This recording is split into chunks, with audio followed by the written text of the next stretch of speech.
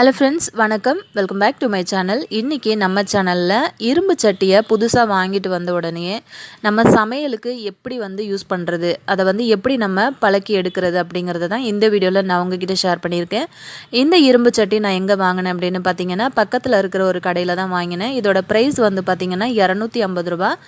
சரியான வெயிட் இருந்தது. எனக்கு ரொம்ப நாள் ஆசை இந்த மாதிரி ஒரு இரும்பு சட்டி வாங்கணும் அப்படின்ட்டு. என்கிட்ட இரும்பு சட்டி கிடையாது. இதுதான் நான் முதல் தடவையாக நான் வாங்கியிருக்கேன். இது பார்த்திங்க அப்படின்னா பிடிக்கும்போது, அதாவது தொடவே முடியல, அவ்வளோ கரையாக இருக்குது. இது அவங்க தயாரிக்கிற இடத்துல இருந்து நம்ம கைக்கு சேர்ற வரைக்கும் எவ்வளவோ இடங்களில் போய் வந்திருக்கும். இது அவங்க கடையில் வந்ததும் அவங்க என்ன பண்ணுவாங்கன்னா, இது துருப்பிடிக்காமல் இருக்கிறதுக்காக அவங்களும் நிறைய ஆயிலெல்லாம் அப்ளை பண்ணி வச்சுருப்பாங்க. அதனால் இது ரொம்ப எண்ணெய் கரையாக ரொம்ப கருப்பாக இருக்கும். அதை நம்ம எப்படி க்ளீன் பண்ணுறது அப்படிங்கிறத பார்க்கலாம். ஃபஸ்ட்டு நம்ம என்ன பண்ணலாம் அப்படின்னா, தண்ணி ஊற்றி ஃபஸ்ட்டு இதை அலசி எடுத்துக்குவோம். கை வைக்கவே முடியல பாருங்கள், எந்த அளவுக்கு கருப்பாக ஃபுல்லாகவே எனக்கு கை எல்லாமே ஃபுல்லாக பிடிச்சிருச்சு. ஃபஸ்ட்டு இந்த மாதிரி நீங்கள் தண்ணி ஊற்றி அலசி விட்டுக்கோங்க. இப்போ நான் என்ன பண்ண போகிறேன்னா, கொஞ்சமாக விம் ஜெல் இருக்குது பார்த்தீங்களா, அது நான் யூஸ் பண்ண போகிறேன். இந்த ஸ்க்ரப்பர் நான் யூஸ் பண்ண போகிறது கிடையாது. அதில் பார்த்திங்கன்னா ஸ்டீல் நார் இருக்குது, அந்த மிக்சிங் அந்த ப்ளூ கலர், அதனால் அது நான் யூஸ் பண்ணலை. நார்மலாக நம்ம பாத்திரம் கழுவுறதுக்கு யூஸ் பண்ணுவோம்ல, க்ரீன் கலர் ஸ்க்ரப்பர், அதுதான் நான் இன்றைக்கி யூஸ் பண்ண போகிறேன். இதில் பார்த்திங்கன்னா கொஞ்சமாக விம் லிக்விட் சேர்த்துருக்கேன், கொஞ்சமாக ஆயில் தண்ணியில். இதில் அந்த ஸ்க்ரப்பரை டிப் பண்ணினதுக்கப்புறமா நம்ம நல்லா இதை தேய்க்க ஆரம்பிக்கலாம். கையில் என்னால் பிடிச்சி தேய்க்கவே முடியல, ரொம்ப வெயிட்டாக இருந்தது. நல்ல அழுத்தம் கொடுத்து நீங்கள் தேய்க்கணும். இதை எந்த அளவுக்கு நீங்கள் அழுத்தம் கொடுத்து தேய்க்கிறீங்க அப்படிங்கிறத பொறுத்து தான் இதில் பிடிச்சிருக்கிற கரை எல்லாமே உங்களுக்கு ஃபுல்லாக கிளியர் ஆகும். இதில் நிறைய இன்னொரு மெத்தடு பார்த்திங்கன்னா, நீங்கள் கஞ்சி வடித்த கஞ்சி இருக்கு இல்லையா, சாதம், அதில் ஊற வைக்கணும். அதாவது இந்த மாதிரி எல்லாமே நீங்கள் தேய்ச்சி கழுவின பின்னாடி அந்த மாதிரி கஞ்சியில் கூட நீங்கள் ஊற வச்சு பண்ணலாம். ஆனால் அது ஒரு நாள் ஃபுல்லாகவே நமக்கு தண்ணியில் ஊறணும். ஆனால் நமக்கு அதெல்லாம் தேவையில்லை, அவசரமாக நம்ம உடனே பண்ணணும் அப்படின்னா நம்ம இந்த மாதிரி மெத்தடு யூஸ் பண்ணிக்கலாம்.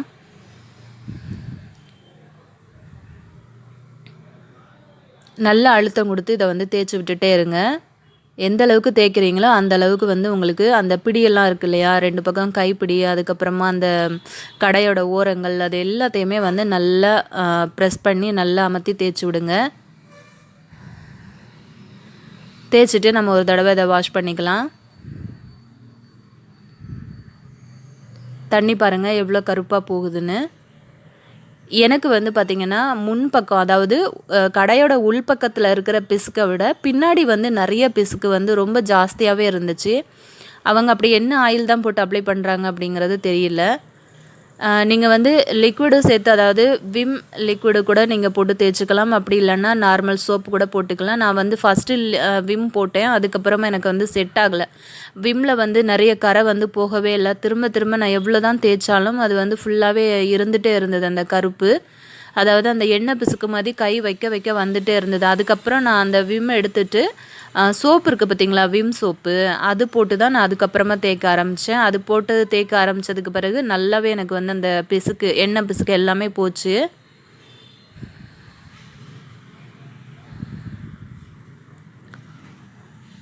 சிங்கில் வச்சு தேய்க்கவே முடியல, ஃபுல்லாகவே கையில் இருந்து அப்படியே சறுக்கிட்டு போக ஆரம்பிச்சிருச்சு கடாய்.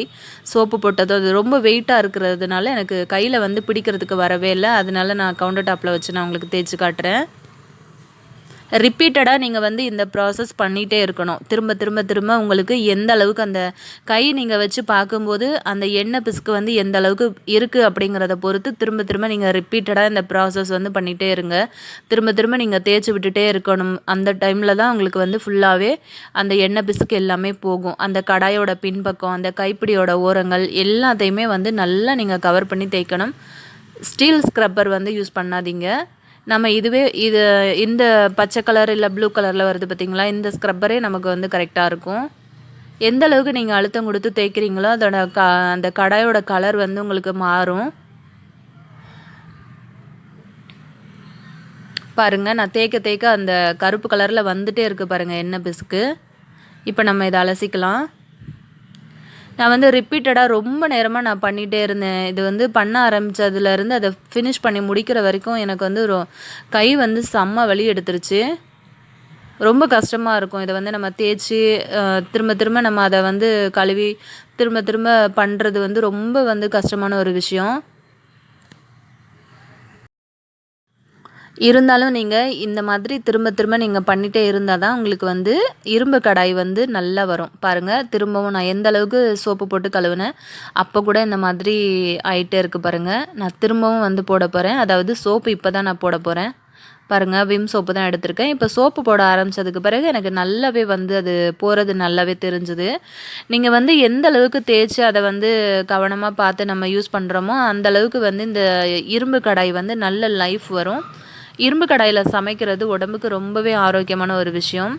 இதை வந்து நம்ம ஃபஸ்ட்டு யூஸ் பண்ணி கொஞ்ச நாள் போகிற வரைக்குமே நம்ம புளியெல்லாம் எதுவும் சேர்க்கக்கூடாது. இந்த கடாயில் தக்காளி, புளி அந்த மாதிரி எந்த ஐட்டம்ஸும் நம்ம வந்து சேர்க்கக்கூடாது. ஏன்னா அந்த புளிப்பு வந்து பட்டுச்சு அப்படின்னா சீக்கிரம் வந்து துருப்பிடிக்க ஆரம்பிச்சிரும். அதனால் மற்றபடிக்கு நீங்கள் பொரியல் அதெல்லாமே வந்து சூப்பராக பண்ணலாம். ரொம்ப டேஸ்டியாக நல்லா வரும் இதில்.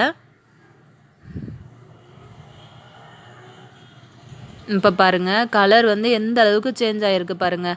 அந்த கருப்பு வந்து போகிற வரைக்குமே ரிப்பீட்டடாக நீங்கள் பண்ணிகிட்டே இருக்கணும். எனக்கு வந்து நான் இந்த அளவுக்கு நான் பண்ணி கூட எனக்கு வந்து பார்த்திங்கன்னா பின்னாடி பக்கம் இருக்கிற எண்ணெய் பிசுக்கு வந்து நிறைய போகவே இல்லை, அப்படியே தான் இருந்துச்சு. ஸோ நான் இப்போ என்ன பண்ண போகிறேன்னா திரும்ப இன்னொரு தடவை நான் போட்டு வாஷ் பண்ண போகிறேன். உள்ளே வந்து பார்த்திங்கன்னா அந்த கரை எல்லாமே போயிடுச்சு. எனக்கு கையில் வந்து பார்த்திங்கன்னா எனக்கு கையில் வந்து கட் பண்ணிடுச்சு. பிளேடில் அதாவது கத்தியில் ரொம்ப ஷார்ப்பாக நம்ம காய் கட் பண்ணும்போது கட் ஆகும் பார்த்திங்களா, அந்த மாதிரி ரொம்ப ஆழமாக வந்து கட் ஆகிடுச்சு. அந்த கடாயோட கைப்பிடி இருக்குது பார்த்திங்களா, அந்த இடத்துல நான் தேய்க்கும் போது எனக்கு கை சரக்குன்னு வந்து கட் ஆகிடுச்சு. ரொம்ப பெயினாக இருந்தது. ரொம்ப எரியவும் ஆரம்பிச்சிருச்சு கை. தாங்கவே முடியாத ஒரு வலி. ஏன்னா அது இரும்பு அப்படிங்கிறதுனால இருக்கும்னு நினைக்கிறேன் நான். இப்போ பாருங்கள், நல்லா வந்து வாஷ் பண்ணி எடுத்தாச்சு. பின்னாடி இருக்கிற எண்ணெய் பிசுக்கு எல்லாமே வந்து கிளியர் பண்ணியாச்சு. ஓகே ஃப்ரெண்ட்ஸ், இப்போ நம்ம கழுவுற ப்ராசஸ் வந்து கம்ப்ளீட்டாக முடிஞ்சிடுச்சு. இப்போ ஒரு கிளாத் வச்சு நல்லா இதை வந்து தொடச்சி விடுங்க. இப்போ நம்ம அடுப்பில் வச்சு சூடு காட்டிக்கலாம். எனக்கு இன்றைக்கி கிளைமேட் வந்து கொஞ்சம் ஒரு மாதிரி பனிமூட்டமாகவே இருந்தது. வெயிலே இல்லைன்னா நம்ம வெயிலில் வச்சு இதை வந்து சூடு காட்டலாம். அதாவது ஆயில் அப்ளை பண்ணி வெயிலில் வச்சு நம்ம கொஞ்சம் நேரம் காய விடலாம். ஆனால் எனக்கு அந்த இது இன்றைக்கி கிடைக்கல. அதனால நான் இன்றைக்கி அடுப்பில் வச்சு தான் இன்றைக்கி சூடு காட்டுறேன். இந்த மாதிரி வெங்காயத்தை ரெண்டாக கட் பண்ணிவிட்டு ஒரு ஃபோர்க் வந்து நான் குத்திட்டு அந்த கடாயில் ஃபுல்லாகவே, அதாவது லோ ஃப்ளேமில் வைங்க, ஹையில் வைக்காதீங்க. வச்சுட்டு இந்த மாதிரி நீங்கள் தேய்ச்சி விட்டுட்டே இருந்தீங்க அப்படின்னா உங்களுக்கு வந்து அந்த கடாயில் இருக்கிற அந்த இன்னும் இருக்கக்கூடிய அந்த துருப்பு எல்லாமே வந்துடும். உங்களுக்கு அந்த துரு மாதிரி இருக்குது பார்த்தீங்களா, அந்த கடாயோட கலர் பாருங்கள். அந்த வெங்காயம் போட்டு தேய்ச்சதுமே பார்த்திங்கன்னா அதில் இருக்கிற அழுக்கு எல்லாமே, இன்னும் இருக்கிற டஸ்ட் எல்லாமே வந்துடுச்சு. இப்போ நம்ம ஒரு கிளாத்து வச்சு இதை வந்து தொடச்சி எடுத்துக்கலாம். இப்போ கொஞ்சமாக நான் வந்து கடலெண்ணெய் சேர்த்துருக்கேன். நீங்கள் தேங்காய் எண்ணெய், கடலெண்ணெய் எது வேணும்னாலும் சேர்த்துக்கலாம். இப்போ நான் ஒரு பெரிய வெங்காயத்தை வந்து கட் பண்ணியிருக்கேன். அந்த வெங்காயத்தை போட்டு நல்லா வதக்குறேன்.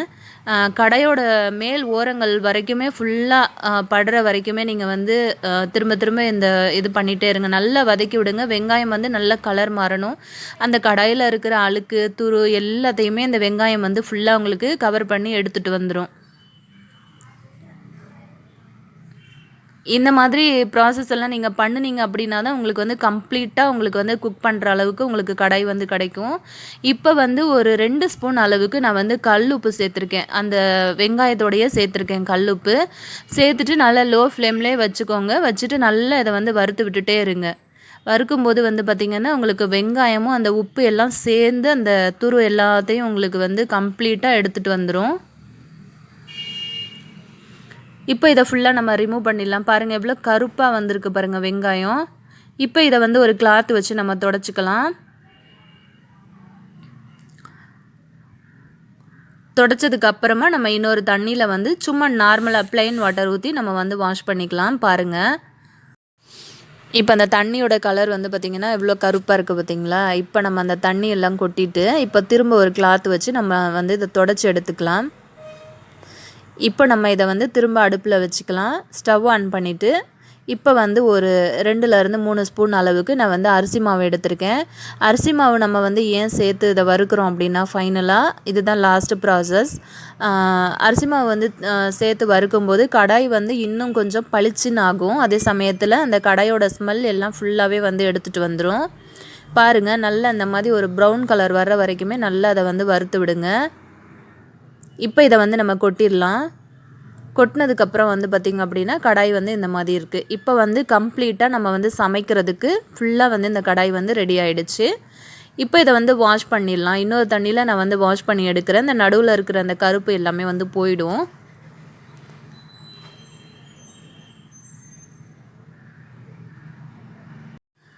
வாஷ் பண்ணதுக்கு பிறகு பாருங்கள் எப்படி கலர் வந்து சூப்பராக இருக்குது. அவ்வளோதான். இப்போ நம்ம வந்து குக் பண்ணுறதுனா குக் பண்ணிக்கலாம். இல்லை அப்படின்னா இதை வந்து நல்லா தொடச்சிட்டு லைட்டாக ஆயில் அப்ளை பண்ணி நீங்கள் வச்சுட்டிங்கன்னா நெக்ஸ்ட்டு நீங்கள் சமைக்கும் போது எடுத்து யூஸ் பண்ணிக்கலாம் ஃப்ரெண்ட்ஸ். வீடியோ பிடிச்சிருந்தா லைக், ஷேர், கமெண்ட் பண்ணுங்கள் ஃப்ரெண்ட்ஸ். தேங்க்யூ.